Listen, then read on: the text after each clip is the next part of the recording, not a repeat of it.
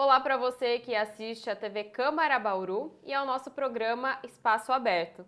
Hoje nós temos uma dica cultural. Até dia 31 de agosto está em cartaz no Museu Histórico Municipal de Bauru a exposição Fósseis Urbanos, das condições para a sobrevivência da memória.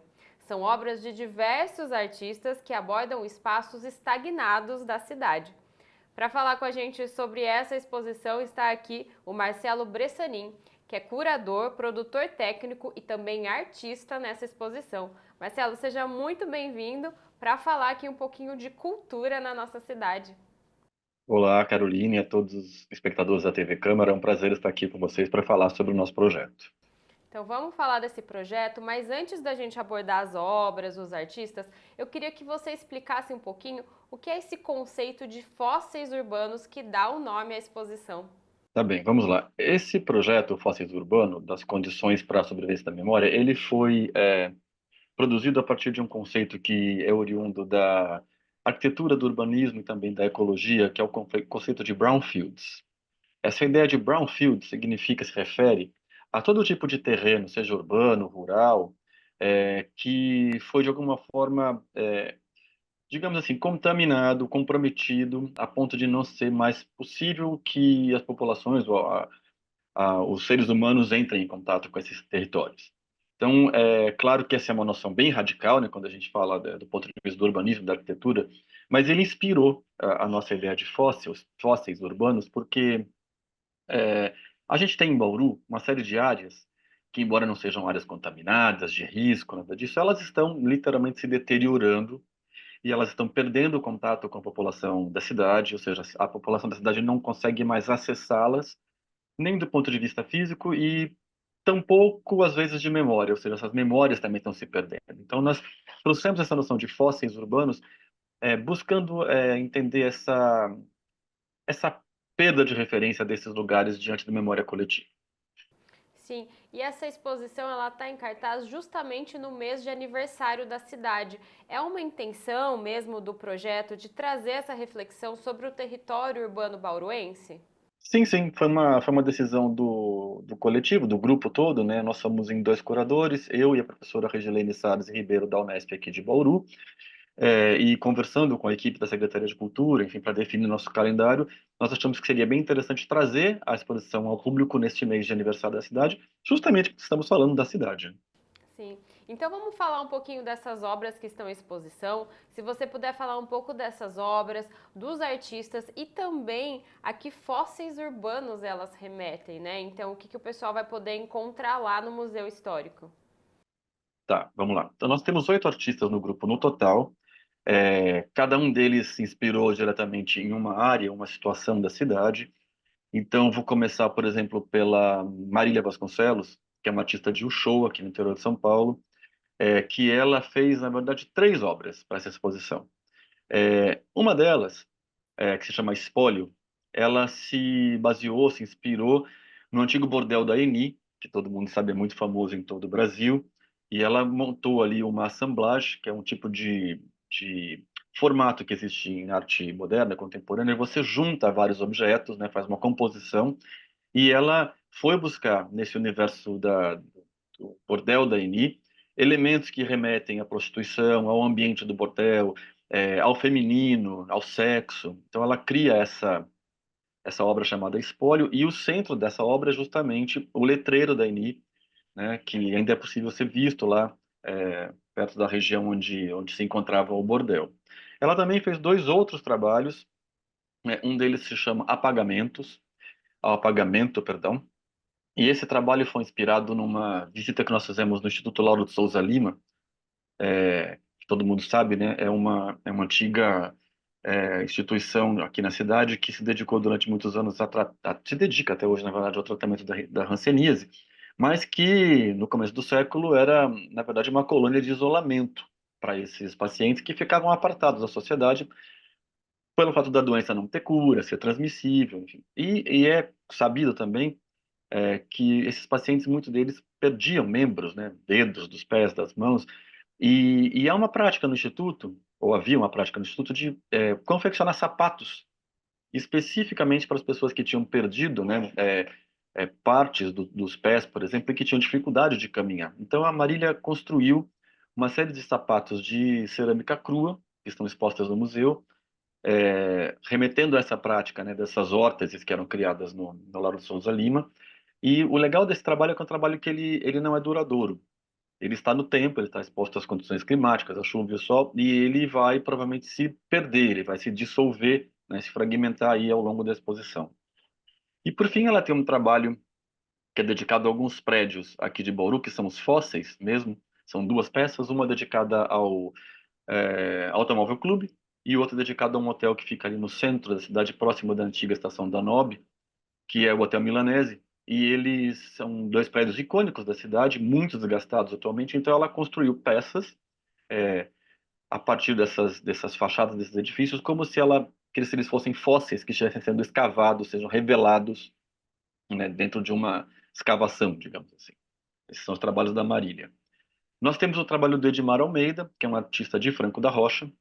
A obra dele se chama Elefante Branco.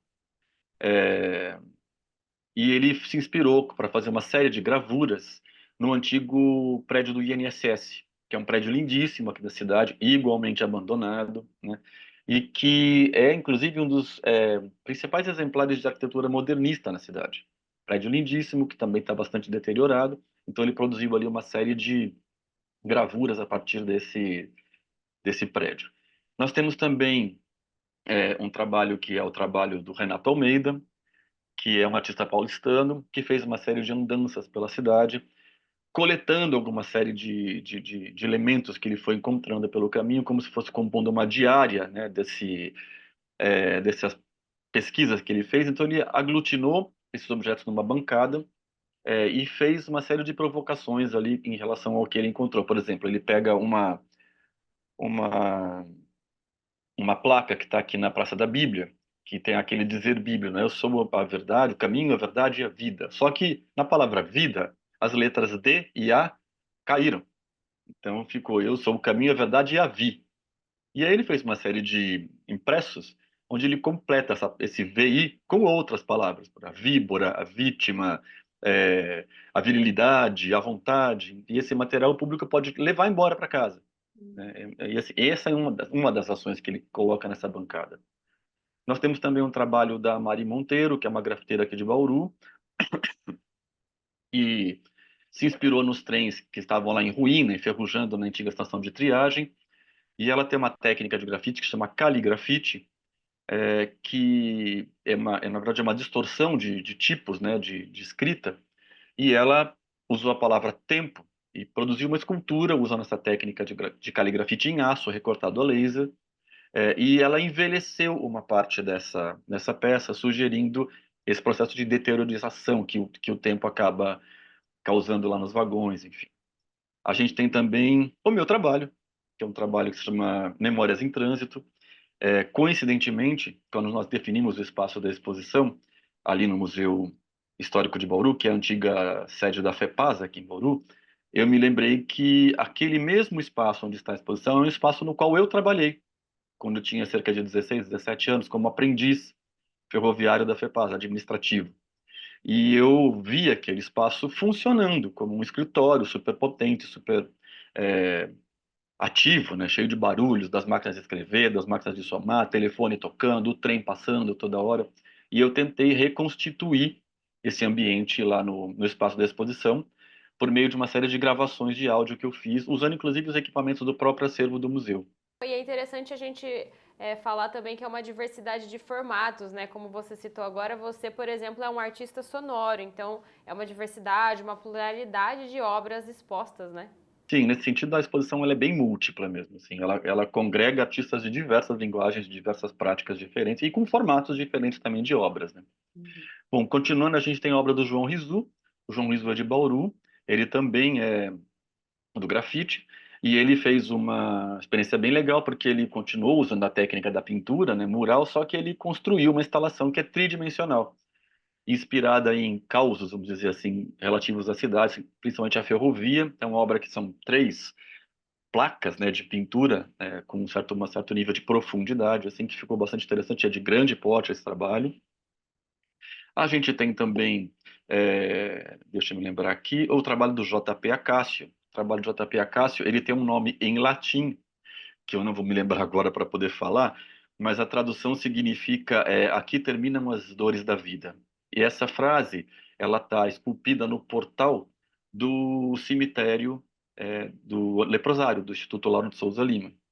Então, o que que ele fez? Ele coletou uma série de imagens históricas de Bauru pela internet mesmo, tratou essas imagens e sobrepôs essas imagens com papéis transparentes, fotos dos túmulos que ele registrou lá no próprio hospital, no cemitério, né, do antigo leprosário. Então, é como se ele estivesse colocando uma marca, né, de um sepultamento em cima desses terrenos que estão desaparecendo na cidade. Por exemplo, tem uma imagem de uma antiga piscina pública, que até onde eu sei não existe mais, e ele pegou essa imagem e colocou essa transparência com a sepultura sobre ela, né?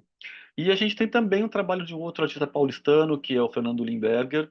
Fernando, ele vem de uma carreira como artista plástico, mas também é paisagista, e ele abordou um fóssil vegetal da cidade, um tronco morto, fossilizado, que estava numa das ruas aqui de Bauru. Esse tronco foi retirado, foi levado lá para o museu, e ele colocou esse tronco dentro de uma antiga fonte de água, que era da cidade que hoje está no museu, e completou isso com uma areia vermelha, né? Então, assim, é um conjunto bastante plural de obras que o público pode visitar, e eu tenho certeza que vai ser bem interessante. E nessa semana que a exposição já está em cartaz, teve alguma apresentação, alguma exposição que acabou chamando um pouco mais de atenção? Ou o pessoal se interessa por tudo? Porque tem uma crítica também envolvida, né? E é papel da arte trazer essa crítica. Então, tem alguma coisa que chamou mais a atenção do público bauruense? Olha, na verdade, uma coisa que está sendo bem interessante é que a gente está tendo uma visitação bem legal por parte do público, e as pessoas, apesar de certos tons críticos que a gente imprimiu, claro, a arte tem sim o seu papel bastante crítico, a população tem mais se encantado mesmo com essa possibilidade de revisitar esses lugares, né? Por exemplo, quando os trabalhos que tratam da ferrovia, né, do passado ferroviário da cidade, sempre geram uma certa polêmica, né, porque as pessoas não se conformam com o final das ferrovias em Bauru, foram tão importantes para o desenvolvimento da cidade.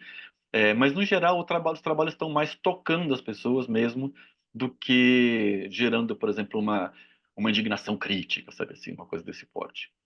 Sim. E você atua como curador e também produtor técnico da exposição Fósseis Urbanos. Você poderia contar para a gente agora, como curiosidade mesmo, como que é esse processo de montar uma exposição, o contato com os artistas, até pensar o tema que vai ser exposto, né? As obras, quem convidar. Então, contar um pouquinho desses bastidores para a gente entender um pouco? Claro, claro. Bom, como eu disse para você no começo, Carolina, a curadoria desse projeto é assinada por mim e pela professora Regilene Sarzi, que é da Unesp aqui de Bauru, da Faculdade de Artes, Arquitetura, Comunicação, a FAAC, né? E curadoria é uma prática que pode ser exercida de diversos formatos, né? Você tem um curador que, a princípio, desenvolve um tema e, a partir daquele tema, ele convida artistas livremente para, por exemplo, resolver essas obras, ou ele pode simplesmente partir de um tema e escolher obras de vários artistas que já estejam prontas de alguma forma, né, e não precisam ser feitas do zero, mas que ele vai selecionar e vai articular, vai promover um diálogo entre elas. E no nosso caso, o processo foi diferente um pouquinho, porque ele realmente se deu de forma processual, né?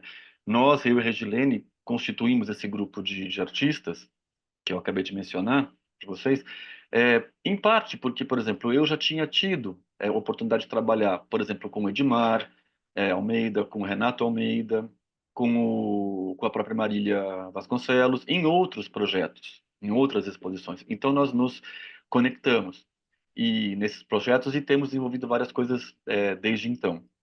Mas uma coisa que é legal, por exemplo, no caso do Renato, do Fernando, do Edmar, no meu próprio caso, no do JP, a grande maioria desse grupo, se eu não dizer todos eles, tem um diálogo na sua produção com questões urbanas.